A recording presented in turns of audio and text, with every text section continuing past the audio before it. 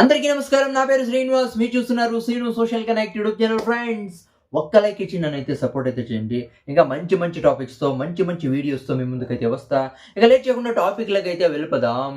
Nandamuri fans ఎంతగానో wait చేసిన అఖండ 2 తాండవం ప్రీమియర్ షోస్ అయితే క్యాన్సిల్ అయితే అయిపోయాయి. అఫిషియల్ అప్డేట్ అయితే వచ్చింది. మేము అఖండ 2 తాండవం ప్రీమియర్ షోస్ని క్యాన్సిల్ చేస్తున్నామని నిర్మాణ సంస్థ అయితే అఫిషియల్ అప్డేట్ అయితే ఇచ్చింది. నిజంగా చాలా అంటే చాలా బ్యాడ్ న్యూస్. ఇక రిలీజ్ అయిపోతుంది, చూసేస్తాం అని విపరీతంగా భారీ అంచనాలు అయితే ఉన్నాయి ఈ సినిమాకి. అవునా కదా? చాలా అంటే చాలా భారీ అంచనాలు అయితే ఉన్నాయి. నందమూరి ఫ్యాన్స్ ఎంతో వెయిట్ చేసినారు, కానీ నిజంగా చాలా అంటే చాలా బ్యాడ్ న్యూస్ అని చెప్పొచ్చు. రీజన్ అందరికీ తెలిసి ఉంటుంది. నేను ఆల్రెడీ పొద్దున్నే వీడియో అయితే చేశా. నిజంగా ఈ అఖండ 2 తాండవం సినిమా రిలీజ్ అవ్వచ్చు అవ్వకపోవచ్చు అని పొద్దున్నే వీడియో అయితే చేశా. కానీ ఫైనల్గా ప్రీమియర్ షో అయితే క్యాన్సిల్ అయితే అయింది. అసలు ఏం జరిగిందంటే మళ్ళీ చెప్తా, చాలా మందికి తెలిసి ఉంటుంది, మళ్ళీ చెప్తా ఉండా. ఈ అంటే 14 రీల్స్ సంస్థ, అంటే మామూలుగా ఇప్పుడు ఈ అఖండ 2 తాండవంని నిర్మిస్తూ ఉండే సంస్థ వచ్చి 14 రీల్స్ ప్లస్ సంస్థ. అంటే పేరైతే మార్చుకోండి. దీని ముందు పేరు వచ్చి 14 రీల్స్ సంస్థ. అవునా కదా? ఈ అఖండ 2 తాండవంని నిర్మిస్తూ ఉండేది 14 రీల్స్ ప్లస్ సంస్థ. కానీ దీని ఫస్ట్ పేరు వచ్చి 14 రీల్స్ సంస్థ. ఈ సంస్థ తర్వాత ఐరోస్ ఇంటర్నేషనల్ బ్యానర్ సంస్థ. ఈ రెండు బ్యానర్స్ కలిసి మహేష్ బాబు 1 నేను ఒకడినే తర్వాత ఆగడు సినిమాలు అయితే 2 బ్యానర్స్ కలిసి నిర్మించాయి. కానీ వాళ్ళ మధ్య ఏముందో తెలియదు. వీళ్ళైతే ఈ 14 రీల్స్ సంస్థ ఈ బ్యానర్ ఈ హీరోస్ ఇంటర్నేషనల్ సంస్థకి 28 ఇంకా 30 కోట్ల రూపాయలు అయితే ఇవ్వాలంట. అది కాకుండా ఐవివై బ్యానర్కి ఇంకా వేరే బ్యానర్స్కి 60 కోట్లు, టోటల్గా 60 కోట్ల రూపాయలు అయితే ఇవ్వాల్సి అయితే ఉందంట. కానీ ఇచ్చిండ్లా.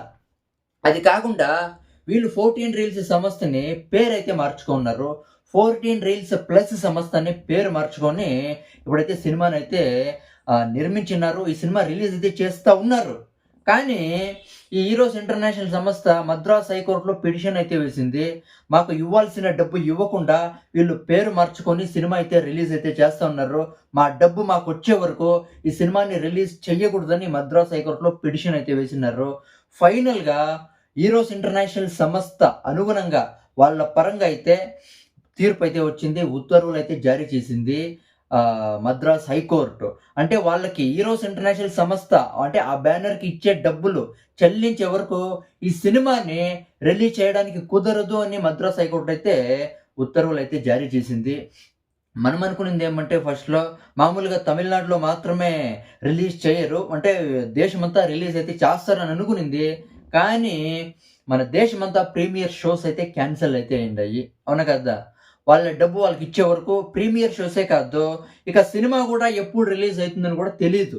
రేపు కూడా అంటే ఏమనుకునిందంటే బాలయ్య ఆల్రెడీ టీడీపీ పార్టీలో ఉన్నాడు.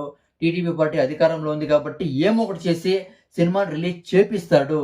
అది కాకుండా ఇది ఆల్రెడీ ఈరోజే ఫస్ట్లోనే పొద్దున్నే ప్రాబ్లం అయితే స్టార్ట్ అయింది కాబట్టి ఈరోజు సాయంకాలం లోపల ఈ ప్రాబ్లం అయితే సాల్వ్ అయితే అవుతుంది. రామచంట, గోపిచందాచంట, తర్వాత అనిల్ శుంకర్ అనుకుంటా, వీళ్ళంతా కలిసి వాళ్ళ ప్రాబ్లమ్ని సాల్వ్ చేసుకుంటారు, సినిమా రిలీజ్ అవుతుంది అని అనుకునింది.